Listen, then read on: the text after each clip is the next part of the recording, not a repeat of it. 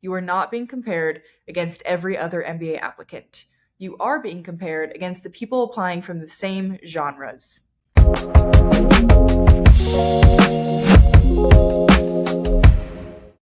Hi, my name is Amelia and this is Leland.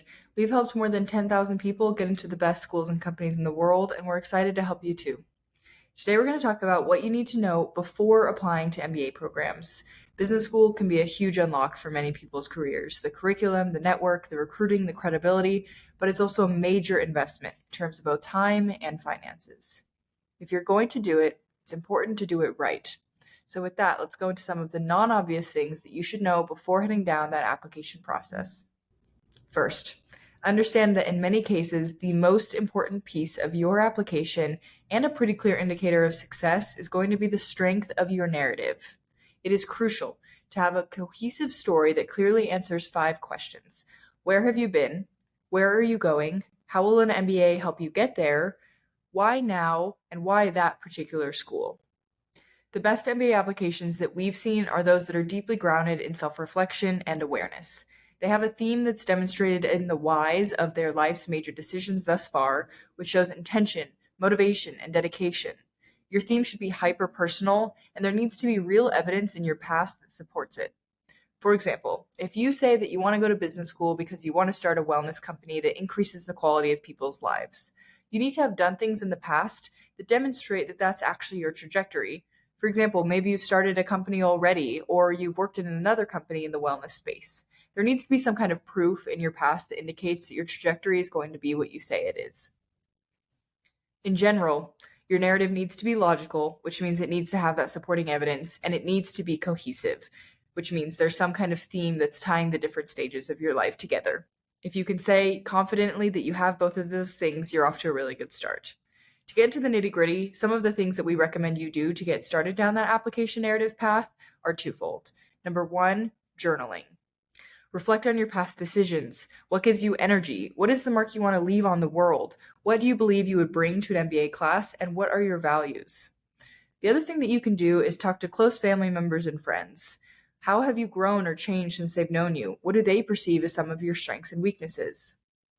The second, non-obvious thing that you need to know before applying to an MBA program. It is important to do your due diligence in the school selection process, particularly in terms of career outcomes. As part of this, something we highly recommend is to look at the employment reports of the schools you're considering applying to. As part of this, something we highly recommend doing is to look at the employment reports of the schools that you're considering applying to. Most people who are considering business school have at least some idea of what they want to do during and after.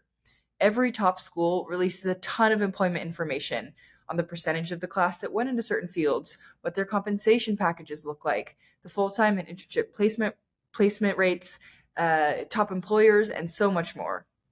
If you're interested in management consulting or venture capital or entrepreneurship or anything else, go and actually look at the data for the schools you're considering for those specific career paths. For example, say you're an aspiring venture capitalist and you're considering both Stanford GSB and HBS for your MBA. The most recent Stanford employment report for the class of 2023 had the following data. The median base salary for the class as a whole was $182,500, with a median signing bonus of $50,000. 13% of the class went into venture capital. Of that group, the median base salary was $180,000 with an average signing bonus of $25,000.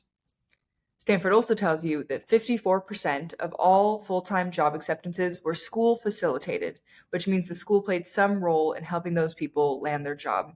This is also really helpful information as you're deciding between different schools. How much will these schools actually support you in landing your job? Now let's compare that employment data to Harvard Business School for the same class, the class of 2023.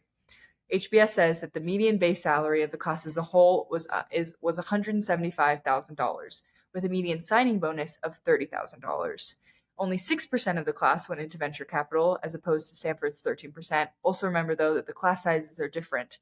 But of that group that went into venture capital, the median base salary was $175,000, and the median signing bonus was $20,000. HBS actually gives you more information as well. So it says of the people that went into venture capital, 63% of those stayed in the Northeast. 15% went abroad, and 17% went to the West. Now, one isn't necessarily better than the other. We're not saying that Stanford is better for venture capital or Harvard Business School. It is so specific to what you want out of your MBA program. This will help you be intentional, though, in choosing what to optimize for. It will also help you make sure that you end up at the school that's actually right for you, and it will give you more information for your essays and your interviews. Be intentional in the school selection process, do your research, and look at employment data. Third, when you're applying to business school, it's helpful to understand how the admissions committee is evaluating your candidacy. You are not being compared against every other MBA applicant. You are being compared against the people applying from the same genres. For example, if you're an international investment banker who's interested in private equity, you're going to be compared against the other international students, the other people coming from investment banking, and the other aspiring PE investors. The reason for this is that the school is trying to put together a diverse class with different perspectives, backgrounds, career paths, passions, interests, and accomplishments. They don't want 50% of the class to be investment bankers, even if those investment bankers are all exceptional individuals. They want the best of the investment bankers and the best of the management consultants and the best of the product managers and the best of the non-traditionalists and so on and so forth. The takeaway is this. Focus on what makes you unique to differentiate yourself within your respective fields. What makes you special compared to the other people coming from a similar background. And if you don't think that there's anything special about you, you haven't dug deep enough. There is something special about you and unique, I promise. Fourth, and on a related note, is to understand yield. Top MBA programs really care about maximizing yield, or in other words, they want to admit people who, if admitted to multiple schools, will actually choose them. This is particularly important for the top 20 schools outside of Harvard, Stanford, and Wharton. Those three programs, because of their rankings, typically assume that, whether incorrectly or correctly, that they are the first choice or close to it.